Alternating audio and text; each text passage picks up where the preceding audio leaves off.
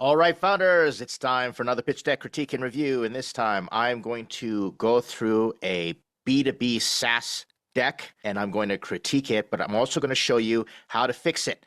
And this deck is kept confidential because it's actively raising money right now. We're trying to raise about $500,000, my understanding. And I wanted to share this because it's actually a really good deck in terms of the potential of a startup. And I just want to reiterate, I'm showing this because I think it's a good learning lesson on how to take a startup that has great potential and position it and present it in a deck that's going to raise money. If you're out there and you are looking for your own pitch deck critique and review, let me know, leave a comment, and I'll tell you how you can send that in, and we will do a live pitch deck critique and review for you and help you all out. Before we continue, my name is Ed Kang. I'm a 7-time funded founder with 2 exits, and that just means I failed a bunch of times, which is to your benefit because I use videos like this, especially if you're raising pre-seed or seed funding, early stage funding. Avoid some of the catastrophic mistakes that I've made. I've raised over $100 million for my startups, other startups, as well as startup funds, and it is not easy, especially right now. So I'm going to use this video to try and reduce some of the heartache, the pain, and walk you through the process on how I think through a deck, because we're raising money for founders every single day. I work with a team and the organization, startups.com. I'm the chief strategy officer there. That's raised over $750 million for startups in their day. And this is just going to help you understand how to use your pitch deck properly. And if you want, just follow my template. It's pretty simple and formulaic, straightforward. Once again, if you want your own pitch deck critique and review, put a comment in this video, like, comment, subscribe while you're here. It always helps and it's much appreciated. Let's jump into what we're going to be looking at right now. If you just happen to be an investor after I show you this, reach out to me because I will introduce you to this company. First off, we got the title. I have obviously taken out the name of the startup. I'm calling it Startup XYZ, Next Generation B2B SaaS Compensation Software Platform. There's an immediate issue right away is we're saying Next Generation B2B SaaS Compensation Platform. You don't have to say this. This is marketing fluff right here. That's buzz. And then this is pretty much straightforward. Given compensation software and data platform, this is going to play a major important role in the beginning. Once again, for all you founders out there, for your cover page, you want a straightforward, no fluff, no buzzword sentence that explains what you do so the investor immediately knows what they are getting into. This one was close. It just had some extra things that create that cognitive friction, and you don't want to do that. You don't want to set yourself off on a wrong foot and add any more friction than you need to. You may be thinking, well, Ed, what's the big deal? You just added a few words, next generation B2B SaaS. Like I said, you don't want to take any chances. Optimize your deck for the maximum impact with the least amount of friction, and you will stack your chances. Let's move in here. Problem statement. Over 30,000 mid-sized companies in the U.S. waste over 1,000 hours annually, costing businesses $2.85 billion in inefficiencies from using manual, outdated compensation tools, risking talent turnover that can cost 100% of annual salaries. Then you got all these bullet points. There's way too much going on this slide. But what's great is this whole thing up here is great because we are talking about the size, scope, and severity of the problem. It ticks all the 3 boxes, which I appreciate. How many companies, what's going on, and if they don't fix the problem, what ends up happening, and that's important. Remember, on a problem slide, all the investor wants to do is understand in one sentence what is the problem you're solving, and if you add that data in versus opinion. If you just say, financial institutions are broken, banking is broken, that's your opinion. So if you go in and you add the clear numbers, the investor might have different numbers in their mind, or they might not even know the numbers, and what you're doing is you're showing that you are a founder that can research this and articulate an investment proposition that they say, all right, this is a really big problem. If 30,000 companies are doing this, et cetera, then this is okay. This is fantastic. Here's a big problem here. The only thing that I would worry about, and I left it here, is 30,000 mid-sized companies because the TAM is actually a lot bigger, but 30,000, that doesn't seem like a big, but it doesn't seem big enough, but for SaaS, it's going to be okay. But here's the deal, the issue with all this. Like this is just way too much. You do not need to have all of that in there. And I recommend keep your sentence up at the top, the main highlight, and then have it communicate what the rest of the slide would say if you have a few bullet points, but it should stand alone. Let's continue. The solution, an intuitive platform to help mid-sized companies efficiently manage compensation, reducing errors, and ensuring competitive compensation to boost employee retention. Okay, that's great. Intuitive, buzzy fluff, and then you've got all this information over here. And once again, we don't need to have all this. We're getting into some data that I have blacked out. It's actually pretty impressive data. We're going to get away from all this because you don't need all of this stuff. This is what you want to focus on. And I'll show you how I fix it in just a moment. Always saying solution. I'm a broken record. If your problem is something is slow, expensive, and manual, then your solution needs to be fast, cheap, and automated. So you're going to go backwards from your problem to solution. That's how we're going to do it. I'm going to show you how. And by the way, I'm going to use ChatGPT all over the place. ChatGPT is your friend. If you just put in your initial thoughts and then you run it through and you say, tell me how to create a one-sentence problem slide for a startup investor pitch out of all this information, it'll do it for you. It'll even tell you what you need to add in there if you want to talk about the size, scope, and severity of problem or reverse engineer the solution to the problem. Let's continue. Product screenshot, view job across markets, variety of data, sources to provide speed and confidence in the job pricing process. This startup actually had a very elegant interface, which I appreciated. I could see the product was mature, and you're going to see why. Next, our modern intuitive interface makes it easy for HR professionals to quickly track their compensation activities, manage their job market pricing. Another great screenshot. We're going to continue. Over 200,000 enterprises need help managing compensation. This is the issue that I have. In the beginning, we said that there are only 20,000 mid-sized companies. Why not put this number into the problem statement? And that's what we're going to be talking about. I'm going to be recommending this founder in the future, unless there's a reason. 20K, yeah, maybe big enough for SaaS and B2B, but I like the 200,000 number a lot better. Now, there's one other big issue here. Reaching 1,000 companies with 3,000 plus employees spending $40,000 to $60,000 a year. This is a SOM. This is your obtainable market, meaning that this is what we realistically think that we can do is $70 million. That is not big enough for VCs. VCs need to see you moving into the $100 million range because that is what constitutes a unicorn. If you've got a proprietary software, you got good margins, going 10x on your revenue is not unheard of because you're seeing AI companies go 50x in terms of the revenue, and the multiples are just crazy. But just a solid way to think about it is you need to be making over $100 million a year for you to actually get to that place where they see that you're a unicorn. And if you're a VC fund, that is going to be important because think about this for a second. If you're a VC fund, you need to 10 to 50x your money because you've got investors and a lot of your startups are not going to make it. And that's the reason that VCs need to have substantial returns and need to get you to unicorn because that's psychologically, you've made it. You can go public. It's going to be fantastic. The problem that founders have is they don't understand the unit economics of venture capitalists. And I've had founders totally get bamboozled, just bewildered. Like it just hits them right between the eyes because the founder talks to the investor says, we don't see how you're going to make enough revenue to give us 5 to 15 to 50x return. And the founder may say, well, I'm making like millions of dollars a year. That's still not enough. You have to get to that $100 million mark. So you have to be thinking through. That's if you want venture capital money. If you've just got a mom pop shop investor, friends, family, and associates, and they're okay with like 10% annuity check, dividends, annual return, fine, that's great. You don't have to raise that much money and you don't have to be in hyper growth. But if you want VC, you want institutional investors, you have to have explosive hyper growth and plan for such to become a unicorn. So we're going to challenge this just a little bit. I'm going to show you how I change it.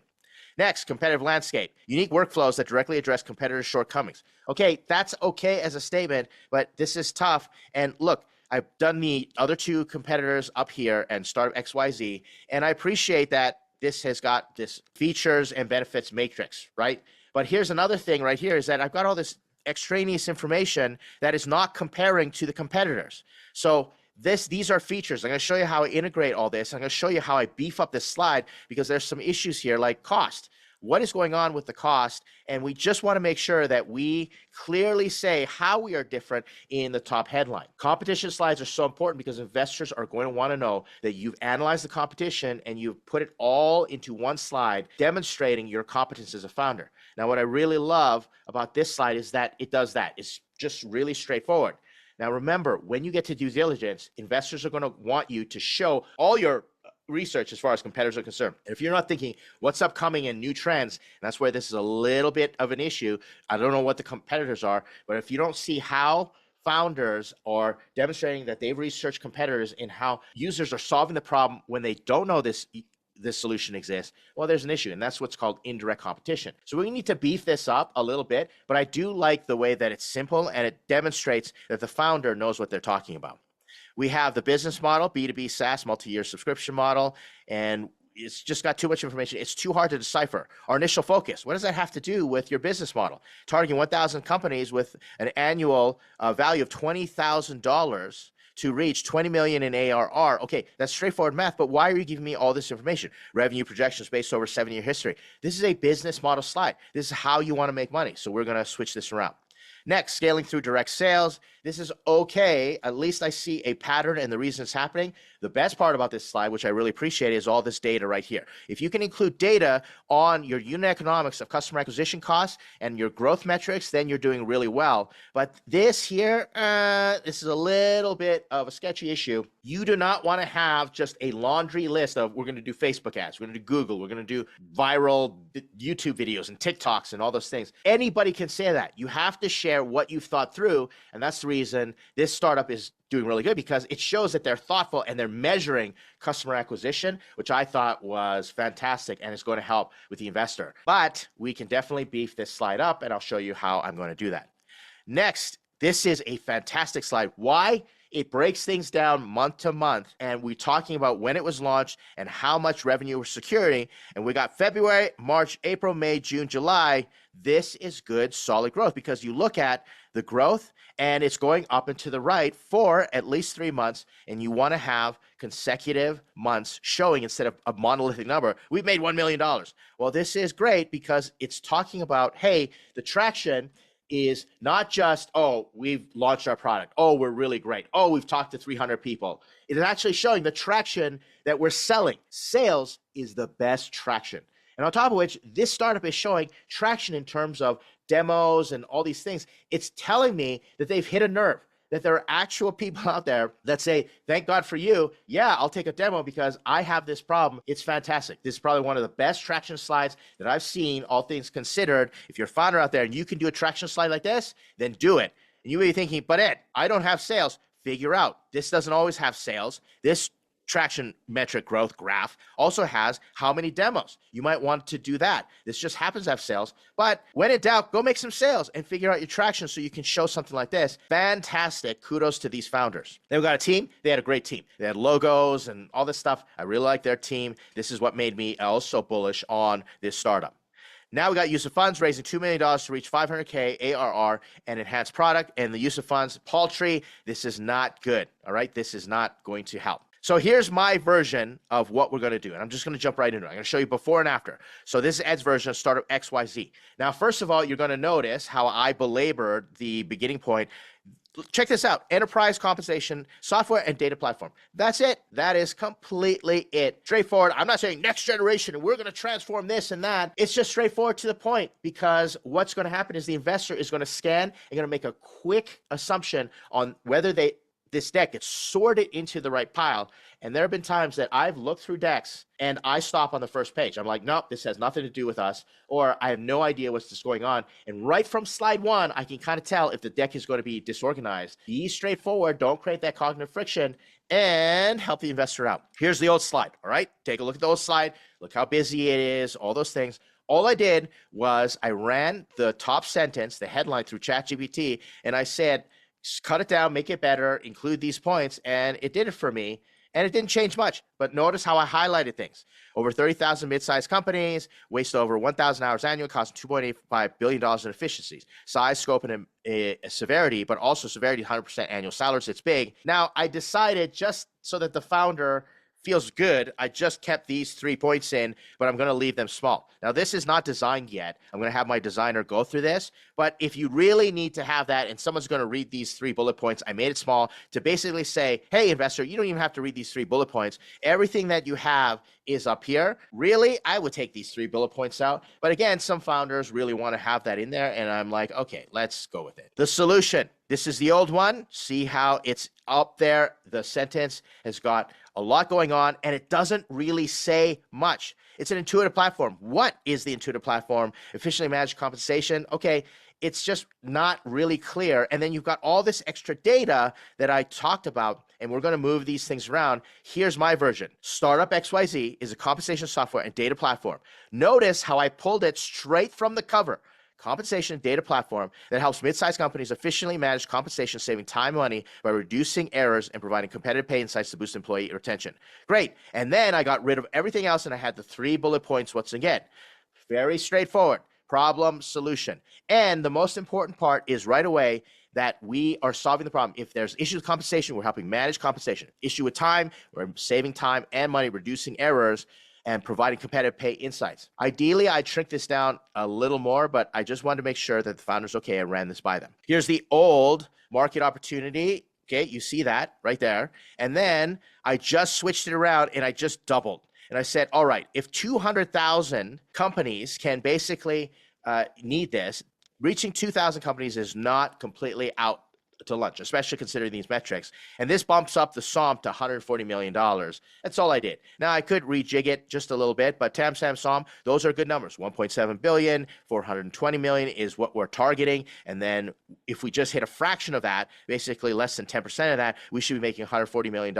That to me is a great slide that tells the investors, okay, these founders, this startup has thought through their market. And notice how it's bottom up. We are not saying the HR compensation and HR tools market is $3 trillion. That doesn't mean anything. This is well thought out, bottom up. Kudos to the founders. If you're out there and you're like, I don't understand, what's the difference between top down, bottom up? You're going to see me say this all the time. Your TAM, SAM, SOM, your market is top down, and founders go, I don't understand. Go research these 3 things. Write them down right now. Figure out how to do a top-down market analysis and then bottom-up market analysis, ask ChatGPT. And then the third way is value theory analysis, and that's how you do TAM, SAM, SOM. A lot of founders prefer one way or the other. I personally prefer the bottom-up or value theory because top-down is kind of lazy. People just say, oh, I researched something and I got like a figure off the internet. If you don't complement your top-down with more bottom-up or value theory, then you're going to be in trouble. The investor's going to know that you basically were lazy. Our modern and intuitive interface, notice how the screenshot is there. And I just put it as a how it works slide, and I switched some things around. There's an introduction, and then we got into a little bit of extra detail, view jobs across markets, all those things. I wanted to highlight the screenshot because it was very elegant, but there's something that I added here. I added this right here. I added this information because those were features. Remember back in the day, or back in the previous deck, not a day, I'm sounding like I'm old and this was a lifetime ago. Back on the previous slide, this was in the competitor slide. I just brought it here because I thought it really did demonstrate what you're going to be looking at when it comes to the user experience, and it complements the visual. If you have a great user experience, then put that there. If you're saying it's intuitive, put it there. Other than that, I'd prefer, if you don't have that, a how it works slide where it's just step 1, user signs up. Step 2, user uploads data. Step 3, the AI analyzes the data. Step 4, spits out a report. Step 5, you get contacted. There's a marketplace. So show step by step in as simple steps as possible how the user gets to solving their problem and a little bit of mechanics on how it works on the back end. For example, I was just looking at a deck the other day and they're talking about tokenization. And yes, it had a user experience in terms of, okay, a person wants to buy a house, they start buying tokens, investors get in. But now I needed another slide on how the tokenization works because that's a red flag for the investors. Think of it from the investor standpoint. If they're watching it and they go, wait, how would that actually work? Like I had another founder talking about privacy and security on something that people submit over the internet. And I was like, how does that work? And so we added a slide that talked about adding a token, a security token that made sure people didn't cheat. Same thing with the house tokenization. I need something on how it works in terms of, does it go to the blockchain, where the smart contracts go, et cetera. This was okay because I thought the highlight was how well the interface was designed, and I thought it was good. Investors may disagree with me, just my opinion, but I want to put the best step forward, and this did the trick for me. So now this is where the solution, remember all the way back, I had all this data here. All this data right at the bottom is what I said, okay, this is a really great opportunity because even though I didn't like it on the solution slide, I really like this data. This was really, really good. So what did I do? I started to think about, okay, how can I present this in a way that investors like? I created this slide, how it works. And I said, this company, we help organizations retain talent and save money by $1.2 million over 3 years by, okay, and then retaining talent, and then I added the data there. This was worth a separate slide showing before and after. This is a really great technique. If you can add in a slide and say, this is how users normally do it, and this is how much they pay, and this is how much it sucks. And now with our solution, they no longer have to do that because they can do this, and they save 90% of the money, or they do it 90% less time, and it's a 10x solution. So if you can show current status quo of the users paid and say before and after, literally you'll have your slide broken into two halves, before, after, and have some data and show before you're spending $1 million, after you're spending $100,000, 10x solution with a headline at the top, we are a 10x solution, or we save 90% of costs, you're doing fantastic. So when it comes to how it works, you can use this type of slide, and that will demonstrate to the investor that, okay, I understand, I can empathize with the pain, and it's made very clear. There's a stark contrast between before and after. And again, with this one, I said, okay, the data is important. Let's do this. Next, this is the old one, business model. Notice how it had all this extraneous information. We're going to simplify it. B2B SaaS multi-year subscription model, X per employee, X per organization. I don't know what that is, but that's what I'm going to recommend that they do. Just make it very simple and straightforward. Go to market, scaling through direct sales. Notice how there were some good things on the slide. At least had some understanding, or had a method to the madness in terms of how they're going to go to market instead of just a laundry list of tactics. Well, I changed it. Scaling from direct sales to automation. And all I did is I said launch, growth, maturity. I like the way they did that, all right? It makes sense that they're thinking it through. But see how investors are going to be thinking about it. First, I go direct sales, but direct sales is not enough. Direct sales does not scale. So I'm going to say automation. Direct sales does not scale, no. But automation does scale. So now we got launch, and I appreciate that. I'm going to keep all this data, keep it here. And then I'm going to talk about growth and how they're going to go digital, automated onboarding, maturity, and partnerships. How I know this is important, automated onboarding. One, I had my own experience with Y Combinator. They said, we don't like the way that you're using direct sales. That was something that they critiqued my startup when I applied for Y Combinator. And they're fixing the problem with digital onboarding. And I ended up with product market fit, and my number one customer went to buy me. I got acquired before I went to Y Combinator, right? I see this with SaaS companies all the time, because having to do a salesperson and go out there, most salespeople are not going to reach their numbers. And then they have to do a demo. It doesn't work. And therefore, SaaS companies are moving to automated demos and onboarding. If you can just do it where someone just clicks and taps in, and then the dashboard lights up, and they can start doing it, and maybe they get like a 30-day free trial, that is going to impress investors. If you're not there yet, talk about how you understand to scale your customer acquisition. Understand that you can reduce cost of customer acquisition by automating it and making things digital. That's the reason I changed this slide, to make the founder think, how are we going to get to automation? And then maturity, partnerships, we're talking about channels. That's how you're going to do this. And the sentence up at the top says very clearly, we understand scaling requires us to go from direct sales to automation. And you got this great data. After that, this is the old one, competitive landscape. Notice how all that information is on the right-hand side. Check out how I changed it. I changed it at the top, and I said, our competitors do not include the job posting data and competitive insights that we do at X% of the price. I made it very clear that I can read this, and I know what I'm going to be expecting in this features matrix. Now, I'm also going to tell the founder, hey, how about we add some costs? And if you can clearly show the difference of cost, even if your cost is bigger, but you're adding it, or let's say your base cost before you add job posting data and contextual insights is going to be better than the competition, and then when you add the rest, you can start charging more, something along those lines. But if you're already there because this company is already making money, clearly they're doing something right. Talk about compensation differences, differentiate yourself from the competition. Team, fantastic. We're not going to touch this slide. Here's the traction. This is the old one. And all I'm going to do is add something right at the top, growing X% revenue month over month with X% conversion, because that's what we're talking about. So I'm going to put the headline up top, and I'm going to highlight it, and I'm going to say growing X% revenue month over month with X% conversion. This is going to be fantastic. So product launch, all those things. This is a great startup making money in this short period of time. I'm impressed with this startup. It shows that they've got initial velocity. I think this startup is going to do pretty well in terms of fundraising if they can talk to enough investors. Use of funds, take a look at the old one, raising $2 million to reach 500K ARR. And now I'm going to say raising $2 million to reach 500K ARR within 12 months. Or 18 months. I'm just going to put that in there and make the founder really push, because $2 million, 12 months, maybe you can do 18 months or 24 months. I'm going to say you should probably try and reach that within 12 months if you can do that.